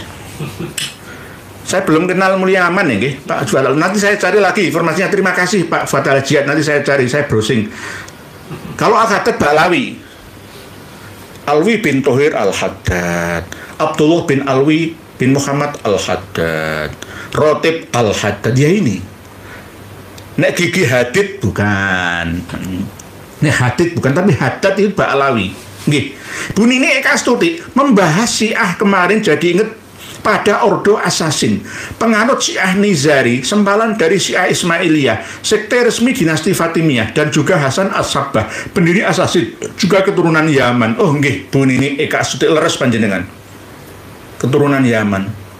Abdullah bin Sabbah juga, Abraha Al-Habsyi juga. Ya, itu orang-orang Yaman semua nggih. Asasin terkenal karena kefanatikan butanya, pengikutnya, dan juga aksi-aksi pembunuhan yang uniknya korbannya justru pemimpin-pemimpin muslim semasa perang salib. Malah nggak nyerang pasukan salib, malah nyerang tentara-tentara muslim, pemimpin-pemimpin umat Islam, jenis munafik, pengkhianat. Dulu dinasti Fatimiyah kalau nggak diserang oleh Salahuddin Al-Ayyubi akan membela pasukan salib, Bu Nini Eka Astuti. Akan bersama dalam perjuangan tentara salib, ya, untuk mengalahkan Islam, ya, menyerang tentara-tentara Islam. Akhirnya atas masukan dari Syekh Abdul Qadir Al-Jailani, ya, akhirnya Sultan Saladin dari Kurdi, ya, menyerang dinasti Ubaidillah Al-Mahdi, dinasti Fatimiyah di Mesir. Wilayahnya cukup luas pada waktu itu. Akhirnya tumbang. Ya sama seperti sekarang, dinasti Fatimiyah dulu itu ya begitu. Ngajakan sholawat Nabi, cinta Nabi, lalu mencintai saya yang cucu Nabi. Saya ini ya, mesti gitu. Sama, Syiah ini seperti itu. Kita harus ingat, kenapa suku Kurdi yang 32 juta jumlah penduduknya nggak memiliki negara. Nyandol nang Irak, nyandol nang Suriah, nyandol nang Turki. Gara-gara apa? Gara-gara apa? Ya gara-gara politik, terusir dari negaranya. Oleh sebab itu kita jangan lengah hidup di Indonesia ini.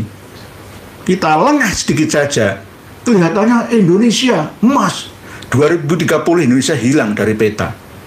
Namanya saja Indonesia, sejarahnya sudah dirubah oleh Fajri Alatas.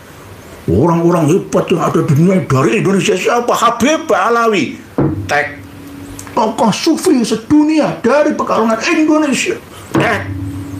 Sejarah paling songo semua dari Ba'alawi, Tarim, Qadir Maut Sana, tek. Kalau mau haji itu ya sama mikotnya, ya lam-lam ya sama dengan orang Yaman dan Indonesia, maka wajib mampir ziarah ke Tarim sana, tek. Ajur Indonesia kita jenenge ono nggih.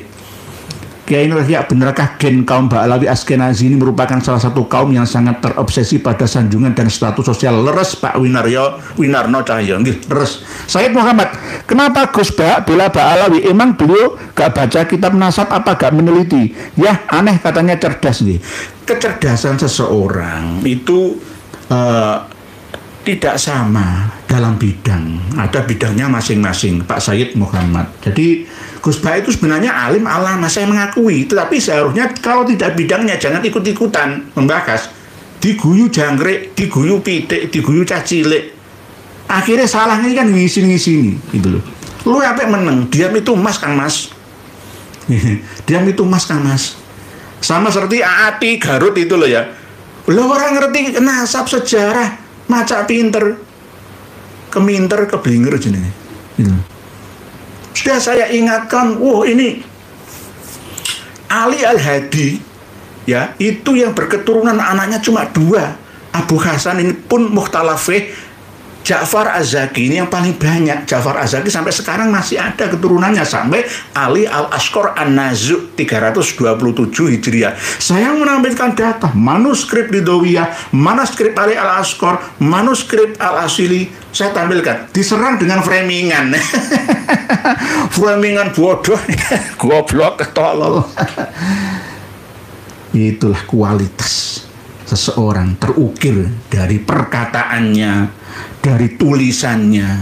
Kekotoran jiwanya itu dapat dilihat tanda-tanda di lahiriahnya. Begitu Ibu Ani Nawadi. Assalamualaikum Waalaikumsalam. Sehat selalu. Ternyata Kiai Sepuh Syukron Makmun pernah melaporkan Kiai Ja'far Madura ke gurunya di Makkah. Bagaimana menurut Kiai tentang sikap Kiai Syukron? Kiai Sukron Makmun, Bu Heni Bawanti itu sebenarnya orang sepuh, kiai sepuh ya. Harusnya itu ngayomi. Ngayomi apa? Kedua belah pihak anak yang bertikai. Ayo ketemu bareng kok Kanjeng Raden Haji Omah Irama itu loh. Ya. Ayo diundang Robito Alawi ya diundang, tapi gak gelem gitu ya. Diundang, ngayomi kabeh itu loh. Iku jenenge wong tua sing bijaksana. Lah nek wong tua malah tambah lapor nang gurune Kiai Ja'far Madura. Lah iku kemarin waktu saya ke Jakarta itu saya mau mampir ke pondok pesantrennya Kiai Haji Sukron Makmun. Beliau kan kelahiran Sampang Madura ya, Tonggo Diwi. Di Surabaya banyak keluarganya. Mengandalkan Ar-Raudul Jali karya Said Murtada. Jadi orang ngerti kitab endi, mau tak kasih hadiah kitabnya. Ayo yai waca bareng. Iki Ar-Raudul Jali tok, durung liyane. Kalau nggak mengerti di tengah saja. Ya. Di tengah saja, posisi di tengah saja. Sukut masalah ini kalau nggak bidangnya. Nah, akhirnya ya Ja'far ya tetap konsisten. Beliau kayak Ja'far ya masalah guru ya guru, tapi kan gurunya itu kan ya punya saudara juga yang pernah ada deal-deal dengan Kiai Ja'far Madura, jadi nggak bisa. Nah, kawan saya dari murid-muridnya Said Muhammad bin Alwi Al-Maliki ya banyak membela saya malah membela saya. Jadi jangan takutlah, masalah guru, nasab ilmu, nasab biologis itu beda-beda, nggak usah disamakan semua. Nggih, melaporkan Kiai Ja'far ikut bahas nasab Alawi, mengancam ikat dengan ilmiah, nek mengandungan fitnah ya nggak boleh. Ini kan ada hikmahnya, Bu Heni Bawanti. Akhirnya apa? Data-data keluar semua, terbongkar semua. Siapa yang jujur dan siapa yang tidak jujur, siapa yang mujur, siapa yang hancur, siapa yang berbohong dan siapa yang tidak berbohong, kelihatan semua sekarang gitu loh. Tidak ada yang saya tutup-tutupi kecuali saya masih punya kunci, yaitu tadi. Nah, saya nggak kepingin ngelawan saudara sendiri atau yang setengah Ba'alawi setengah non Ba'alawi. Saya nggak mau melawan lah. Kiai-kiai sendiri itu saya males ngelawan. Saya diomongin yes, terserah. Itulah bukti gambaran dari jiwamu yang kotor itu, perlu diobati. Bacalah Al-Quran, angen-angen sama anane. Ketemu hidayah. Insyaallah. Ibu Siti Yunani, salam. Saya terlalu pengen orya, jadi nggak usah sami-sami Ibu Siti Yunani, sami-sami kita ngaji bersama. Kang Samin, ternyata Bang Haji Roma Irama dijebak waktu diundang di kantor PBNU karena Bang Haji mengatakan tanpa ada pemberitahuan sebelumnya oleh pengurus akan adanya Habib Ba'alawi. Nggih, Kang Samin. Beliau sudah klarifikasi sendiri. Oleh sebab itu, beliau sudah kesatria. Abah Haji Oma Irama adalah seorang kesatria, tidak hanya bergitar saja, tapi kesatria yang bergetar, menggetarkan seluruh rakyat Indonesia. Beliau pejuang, lebih baik mengorbankan pertemanan daripada mengorbankan kebenaran. Loh begitu, kawan-kawannya di sekelilingnya banyak Habib-Habibnya. Bahkan keluarga Raden Haji Omah Irama itu ya ada yang berasal dari Ba'alawi juga. Ya istrinya yang dari Paitan kan siapa? Terus lagi ada Marwah Daun, ya ada yang dari Arab juga. Ridho Roma wajahnya ke Arab juga. Ya tidak menyentuh ke situ. Ya cuma pernah ya ini kawan-kawan kita yang mau mengulik masalah pribadi tentang Kori yang di nganu kemarin itu ya. Saya pas ketemu di situ ya Raden Haji Omah Irama nggak mau. Karena apa? Ini ranah pribadi. Gitu nggih. Kang Samin nggih gitu. Pak Winaryanto. Asana Kiai nderek ngos sami-sami. Ngapunten Kiai, Gus ustaz-ustaz buya-buya Kiai ingkang tasih percados. Habaib Duriyah Nabi niku ndolim dumateng Kanjeng Nabi Muhammad. Niki pendapat kula ingkang awam. Leres bener pendapat panjenengan tok. Pendapate wong waras kabeh. Ustaz guru ngaji Kiai, Ustazar Bunyai. Sedaya Pak Winaryanto Anto. Kalau masih jadi muhibbin, berarti rela Nabi kita direndahkan harkat dan martabatnya. Berarti secara langsung, bukan tidak langsung, secara langsung menghina agama kita. Luang pada masa Habib Abu Bakar bin Salim itu malaikat Munkar Nakir diliburkan semua kok. diliburkan semua kok. Ayo, iya, ayo. Ngono itu didukung ya, berarti langsung, nggak secara tidak langsung melecehkan Nabi kita, memproduksi hadis-hadis palsu disandarkan kepada Nabi kita. Gusti Allah aja ya dilecehkan kok. Gusti Allah dilecehkan. Ini termasuk penodaan agama loh ya. Nggih, Pak Winaryanto, leres panjenengan. Waalaikumsalam warahmatullahi wabarakatuh. Nggih, Pak Abdul Hamid. Assalamualaikum warahmatullahi wabarakatuh. Waalaikumsalam. Yai dari ngaos Yai di Lamongan Habib kena tampol sama Yai Ilyas. Wah, leres. Nggih, tetap dinasihati secara baik dan bijaksana nggih Pak Abdul Hamid. Pak Toko Suryo dari ngaos Yai Kinur. Patus ilmu kang leres nggih sami-sami, kalau ada salahnya nggih diingatkan sama-sama. Jadi kita ini ngaji bersama kok. Nggih. Demak Siti, dakwah yang akhlak akan banyak menyentuh rakyat Indonesia. I love you kayak Imat kayak Indonesia, gue sampai studio Bapak seluruh rakyat Indonesia sama-sama. Ini fardu ain, bukan fardu kifayah. Fardu ain. Jenengan juga harus menyampaikan, meluruskan kepada masyarakat, anak santri jamaat kita semua. Nggih, Pak Demak Siti, sami-sami. Lenceh bonceh. Duplikat juga bukan kunci Ka'bah yang asli, nggak begitu, fisiknya beda jauh. Yang megang kunci Ka'bah itu justru dari marga Asy-Syaibani. Asy-Syaibani itu kalau dirunut sampai Al-Idrisi Maroko. Jadi Sayyid Zulfikar itu Asy-Syaibani, bukan Basyaiban. Sayyid Nursin itu Asy-Syaibani. Kalau dirunut memang dari marga Asy-Syaibani telah pemegang kunci Ka'bah. Jadi bukan Basyaiban. Kalau Basyaiban itu Ba'alawi. Jadi Gus Bak belum bisa mengerti antara Basyaiban dengan Asy-Syaibani. Jadi kenapa kok Said Zul itu dulu pakai Basyaiban? Ya gampangannya seperti itu. Karena apa? Kenalnya umat itu yes Basyaiban gitu saja. Jadi Said Zul itu bukan Habib ya, tapi Syarif Sayyid. Nggih. Sayyid Zulfikar Asy-Syaibani, juara Qori internasional itu nanti cocok untuk mimpin sholawat Nabi, mimpin Qori, semua all round beliaunya. Nggih. Pak Lence Bonceh, nggih, kunci Ka'bah bukan, nggih. Kun fayakun 2505. Doanya orang yang tidak paham agamanya tidak mungkin diijabahi oleh Allah karena didasari oleh nafsu. Nggih. Semoga Kiai Imat mati tidak membawa iman. Gus Fuad mati tidak membawa iman. Kiai Ekya tidak Kiai. Ekya tidak membawa iman. Su'ul khotimah, Roma irama semua dikumpulkan bersama dengan Kiai, dengan Imat, dengan Fuad, dengan Ekya. Itu berarti dakwah bukan ilallah, ilas syaitan itu.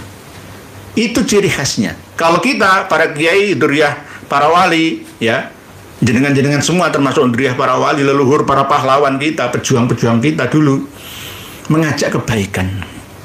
Ya. Ad-da'i ilallah, mengajak kepada jalan kebenaran yang dituntun oleh Allah. Tapi kalau Muhyiddin sama Habib itu bukan dai. Itu tadi. Saya nggak pernah mendoakan semoga Muhyiddin celaka di jalan sana. Semoga yang menulis buruk mendoakan buruk terhadap saya, mendapatkan serangan jantung yang mendadak atau bingung dan menabrakkan dirinya di depan rel kereta api. Al-Fatihah. Nggak pernah. Ya itu pantangan. Semoga dikasih hidayah. Maklum, belum mendapatkan pengetahuan tentang itu. Insya Allah, fabima rahmatim minallahi lintalahum, itu Allah ngendika sama Rasulullah. Walau kunta fadzan ghalidhal qalbi lam faddu min haulik fa'fu anhum wastaghfir lahum wasyawirhum fil amr. Itu metode dakwah yang baik. Jadi gak usah katakan tolol, bodoh, goblok. Aduh, gak pernah saya mengatakan seperti itu. Gak pernah. Pantangan. Ditiru lah anak cucu, gak pantas. Ditiru santri. Wah, kusuma bangsa. Nenek moyang kita fanatik, sangat cinta Rasul hingga mudah dibodohi klan Ba'alawi. Ngaku cucu Nabi, nenek moyang kita langsung percaya. Nggih. Pemahaman kita tentang cinta Rasul sampai dzurriyyah Rasul ini harus jelaskan duduk perkaranya. Nggih. Yang dimaksud dengan mencintai Rasul itu ya mencintai sekaligus mengamalkan ajaran-ajaran Nabi. Kalau hanya mencintai saja ya nggak bukti itu. Buktinya mencintai itu ya mengikuti, kan begitu. Lah, termasuk perintah Kanjeng Nabi juga tidak ada bedanya antara orang Arab dan non-Arab, antara kulit putih dengan kulit hitam. Yang dibedakan itu hanya ketakwaannya. Ini harus dipegang kunci utama dan pertama. Tidak boleh wah paling itu habaib dan sayyid, seperti kitab Bugyatul Mustarsyidinnya Habib Abdurrahman Al-Masyhur. Enggak ada tuntunannya seperti itu. Enggak ada. Anna afdhalun nas ahlul bait wa anna afdhala ahlul bait alu ba'alawi. Enggak ada seperti itu nggih. Bu Kusuma Bangsa nggih leres nggih. Jadi harus benar-benar didudukkan permasalahannya. Berlian Putri Delta. Tidak mungkin serigala pemakan rumput. Demikian juga dengan Ba'alawi, tidak mungkin cucu Nabi perilakunya tidak seperti kakeknya yaitu Rasulullah. Ini dari segi psikologi nggih. Bu Berlian Putri Delta sesuai nggih. Sesuai dengan analisa panjenengan. Buku biru. Kami warga Nahdien Jawa Timur berlepas diri dari ikut-ikutan pertahankan nasab palsu karya Ali Asakron laknatullah alaih. Yahudi ya bilang Yahudi, nggak usah diiklankan sebagai keturunan Nabi Sallallahu Alaihi Wasallam. Alhamdulillah. Boris Van Java, astagfirullah. Pak Jainuddin 43N. Semoga saudara kita masih dalam kegelapan mungkin. Lah ini begini Pak Jainuddin. Bagus mendoakan. Semoga dilaknat, dikasih musibah oleh Allah.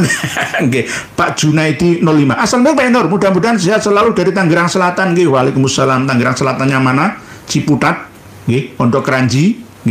Said Muhammad, emang Gus Bah itu belum pernah didawir ya? Oke Kiai, saya kira ya takut sama Gus Bah. Habibnya itu takut dawir. Turun tahu rasanya jadi korbanin dawir. Ini di closing statement, di closing disuruh close karena sudah waktunya. Insya Allah kita akan lanjut bersama untuk kesimpulan ngaji bersama malam hari ini sesuai dengan tema bahwa adanya kiswah Ka'bah, kiswah makam Rasulullah, kunci Ka'bah itu tidak boleh diyakini kebenarannya, bahwa itu benar-benar ya dari sana, tidak, itu hanya duplikat saja. Nah kalau tabarukan boleh tapi jangan berlebihan. Kalau sudah dijadikan lahan mencari uang ya jangan diikuti lagi acara-acara seperti itu. Cium bayar, megang bayar. Sekelas orang-orang hebat di negeri kita ya banyak yang kena korbannya. Nah ini tidak boleh, jangan diikuti. Bukan berarti ini Wahabi nggak percaya barokah beda. Jadi kalau benar-benar kiswah Ka'bah, kiswah makam Rasulullah bener asli ya nggak masalah. Ya nggak masalah. Ini palsu kan ya double kebohongannya. Tidak hanya membohongi tapi menipu dan membodohi. Nah ini yang harus dihindari bersama. Bangsa ini akan cerdas jika para pemuka dan pemimpinnya ikut turut serta menjalankan Ciamis Jawa Barat sana. Kalau pas megang pedang Zulfikar ya itu bukan pedang asli, itu apa itu. Jangan terlalu dicium-cium berlebihan ya, jangan kembali ke zaman jahiliyah. Jadi tidak boleh hulu berlebihan terhadap apapun juga. Peninggalan yang asli ya adalah taraktu fikum amroini lan tadillu ma tamassaktum bihima kitaballah wa sunnata rasuli, Quran hadis dijabarkan oleh ulama-ulama kita. Jadi kita ini harus menjadi barometer, cermin bagi umat Islam sedunia. Islam akan tumbuh berkembang dalam peradabannya dari Nusantara ini. Di antaranya adalah tidak usah membahas sesuatu yang tidak penting. Masalah rokok, ya, masalah rokok, bulat masalah itu. Sing salafi haram merokok, gak produktif. Khilafiyah masalah tahlil, orang usah dibahas, gak produktif. Islam gak bisa berkembang. Nggak penting hal seperti itu. Kalau toh mau tahlilan, ya mau tahlilan nggak apa-apa ya ono dasare. Sing ora tahlilan ya ono dasare terserah. Gitu loh. Masalah rokok aja dibahas haram, haram. Rokok itu halal. Ora usah diharam, no. Arab Saudi sekarang saja sudah mulai membuka diri. Yordania juga membuka diri. Nek haram kabeh. Jenenge biji pala itu ya haram. Sesuatu yang sedikit ya untuk kemaslahatan dan dicampur dengan yang tidak haram itu jadi maslahat tidak haram. Misalkan wakul muskirin haram, baik banyak atau sedikitnya itu sama-sama haram dalam hal apa? Jadi kita harus cerdas perkembangan zaman ya dalam pemahaman agama juga harus lebih ya tidak menyesuaikan itu bukan masalah itu, tapi tetap sesuai dengan tuntutan zaman yang ada. Kalau rokok diharamkan, menanam tembakau ya haram, petani tembakau haram, semua haram semua. Jangan berani-berani menghalalkan yang diharamkan Allah dan jangan berani-berani mengharamkan yang dihalalkan oleh Allah.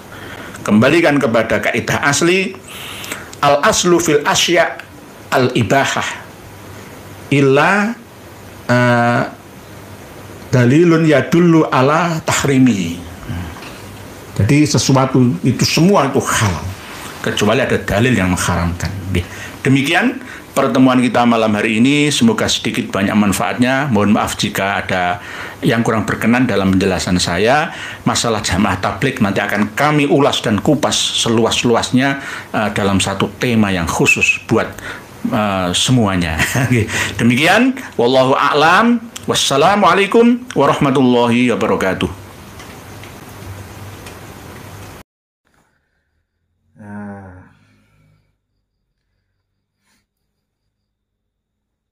Seperti biasa, luar biasa mereka ini. Semuanya tuh kacau balau. Agama ini kacau balau kalau ada Ba'alawi ini. Jadi kaum Ba'alawi ini kalau dikasih panggung ya kacau balau. Sembarangan mereka itu ngomong sembarangan tuh. Ya tujuan memang menghancurkan Islam. Tujuan untuk menghancurkan Islam ya seperti itu. Ngomongnya nggak benar, menyalahi dengan aturan. Jadi sekali lagi berhati-hatilah dengan mereka ini. Yang perlu diingat itu jangan lihat orang itu pada zahirnya. Jangan lihat jubahnya, jangan lihat umurnya, jangan lihat sorbannya. Lihat kelakuan mereka, apa yang disampaikan oleh mereka selama ini, jejak digital mereka masih ada. Itu yang dilihat tuh. Macam-macam omongan mereka tuh. Doktrin sesat mereka itu luar biasa tuh. Anehnya itu ini kiai-kiai atau alim atau ulama-ulama kita ini masih diam.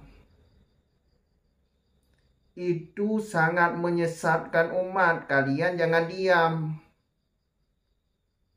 Sebagai ulama atau orang alim jangan diam. Itu sesat. Yang sesat. Yang sesat. Itu yang seperti itu manusia yang baik. Jadi kalau nggak mau jadi kalau nggak mau memberantas sesat, ya jangan jadi ulama. Masa ulama orang yang sudah ngaji, sudah banyak ilmu, nggak paham sesat seperti itu? Coba lihat YouTube. Lihat YouTube, lihat video-video jejak digital mereka habaib itu. Kalau segi sejarah sudah dibelokkan oleh mereka itu. Segi sejarah sudah dibelokkan oleh mereka itu. Apa yang tidak dibelokkan oleh mereka itu? Buku nikah dibilang ciptaan habaib. Lagu Indonesia dibilang ciptaan habaib. Indonesia ini merdeka gara-gara habaib. NU juga berdiri ada jasa habaib. Pahlawan-pahlawan juga diklaim habaib. Segi agama, luar biasa. Segi agama, doktrin-doktrin sesat mereka itu. Lihatlah video-video jejak digital mereka itu. Masih ada di YouTube tu. Kalau segi ilmu nasab yang sudah jelas, sebagaimana yang telah kita ketahui bersama, mereka sudah final. Bukan cucu Nabi mereka itu. Ubaidillah itu bukan anak Ahmad. Ubaidillah itu yang enggak tahu orangnya ada atau enggak. Kalau dilihat itu asal dibuat nama itu, nama Ubaidillah, Alwi bin Ubaidillah, nama asal dibuat itu. Karena dilacak dari kitab-kitab yang semasa dengannya, orang itu enggak ada. Jadi secara ilmu, ya bukan cucu Nabi lah mereka itu. Kalau dilihat dari ilmu DNA, ya jelas Yahudi. Kalau dilihat dari ilmu DNA, jelas Yahudi. Dilihat dari kesesatan mereka itu, kitab-kitab kesesatan mereka itu, kemungkinan besar Yahudi. Dari DNA jelas Yahudi. Sesat lagi. Coba kalau kalian yang punya ilmu agama, coba lihat jejak di kitab mereka itu. Masih Islam atau kafir? Coba dilihat.